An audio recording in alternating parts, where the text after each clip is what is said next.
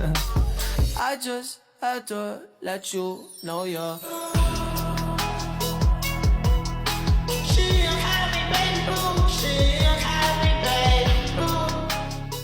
Assalamualaikum warahmatullahi wabarakatuh. Perkenalkan, kami dari kelompok 5. Kami akan membahas mengenai UAS mata kuliah Mikroekonomi Islam dengan dosen pengampu Bapak Ainun Najib, LCMSI, dengan judul yaitu Teori Produksi Ekonomi Islam. Sebelumnya perkenalkan dulu, nama saya Ahmad Dipai dan rekan saya Rizkia Putri rekan saya. dan dari aku. Oke, setelah perkenalan, marilah kita berangkat. Pada suatu sore yang cerah, 3 mahasiswa ekonomi syariah, yaitu Aisyah, Rizkia, dan Fajar, sedang berjalan pulang setelah mengikuti perkuliahan. Di tengah perjalanan, mereka melewati sebuah pabrik industri makanan halal yang cukup besar dan ramai dengan aktivitas produksi. Wah, lihat pabrik itu. Sepertinya sedang sibuk memproduksi makanan halal. Melihat pabrik ini jadi mengingatkanku pada materi teori produksi dalam ekonomi Islam. Sebenarnya apa sih yang dimaksud dengan produksi dalam ekonomi Islam? Produksi dalam ekonomi Islam adalah kegiatan menghasilkan barang atau jasa yang bermanfaat bagi masyarakat dengan tetap mematuhi aturan syariah. Jadi tujuan produksinya bukan hanya mencari keuntungan, tetapi juga memperoleh keberkahan dan kemaslahatan. Betul, kalau dalam ekonomi konvensional, seringkali keuntungan menjadi tujuan utama. Sedangkan dalam ekonomi Islam, keuntungan memang penting, tetapi harus diperoleh dengan cara yang halal dan tidak merugikan pihak lain. Jadi, pabrik makanan halal seperti ini tidak hanya memikirkan berapa banyak keuntungan yang didapat, tetapi juga memastikan produknya sesuai syariat Islam atau tidak. Tepat sekali, mereka harus memastikan bahan baku yang digunakan itu halal, proses produksinya bersih, dan produknya aman untuk dikonsumsi. Misalnya, jika suatu perusahaan menggunakan bahan yang haram atau berbahaya demi menekan biaya produksi, itu jelas bertentangan dengan prinsip ekonomi. Oh, jadi kualitas dan kehalalan produk menjadi tanggung jawab produsen ya? Ya, dalam Islam, produsen harus jujur dan bertanggung jawab terhadap produk yang dihasilkan, sedangkan konsumen memiliki hak untuk mendapatkan barang yang baik dan Ketiganya terus berjalan sambil memperhatikan aktivitas para pekerja yang keluar masuk area pabrik.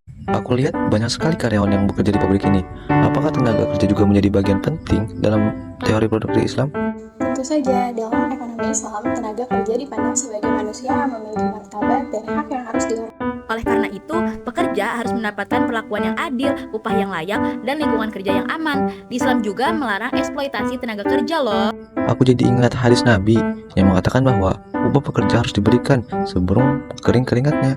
Benar, hadis itu menunjukkan betapa Islam sangat memperhatikan kesejahteraan para Kemudian mereka melihat sebuah papan informasi mengenai program pengelolaan limbah yang dimiliki pabrik tersebut.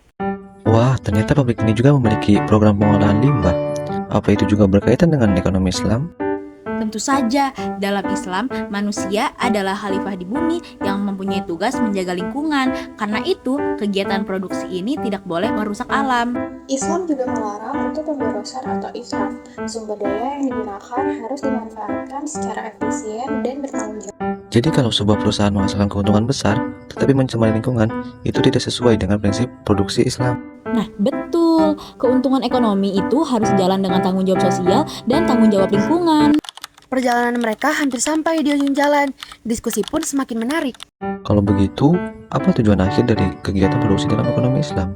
Selain itu, produk juga bertujuan mencapai falah, yaitu kebahagiaan dan keberhasilan di dunia dan di akhirat. Jadi, kegiatan ekonomi ini bukan hanya bernilai material, tetapi juga bernilai ibadah. Tujuan akhirnya adalah mencapai kemaslahatan dan kesejahteraan bersama. Barang yang diproduksi harus memberikan manfaat bagi masyarakat. Sekarang aku mulai memahami perbedaannya. Produksi dalam ekonomi Islam bukan hanya sekedar menghasilkan barang dan memperoleh laba, tetapi juga memperhatikan kehalalan, keadilan, kesejahteraan pekerja, dan kelestarian lingkungan. Tepat sekali, dengan menerapkan prinsip-prinsip tersebut, kegiatan produksi dapat memberikan manfaat yang lebih luas bagi masyarakat. Dan pabrik makanan halal yang kita lihat ini bisa menjadi contoh loh bagaimana teori produksi ekonomi Islam diterapkan dalam dunia usaha. Semoga semakin banyak perusahaan yang menerapkan prinsip-prinsip ekonomi Islam agar terciptanya kesejahteraan yang adil dan berkelanjutan ya. Ketiga mahasiswa itu pun melanjutkan perjalanan pulang dengan pemahaman yang lebih baik mengenai teori produksi ekonomi Islam. Mereka menyadari bahwa kegiatan produksi dalam Islam tidak hanya berorientasi pada keuntungan, tetapi juga pada nilai-nilai keadilan, kebermanfaatan, dan keberkahan bagi seluruh masyarakat.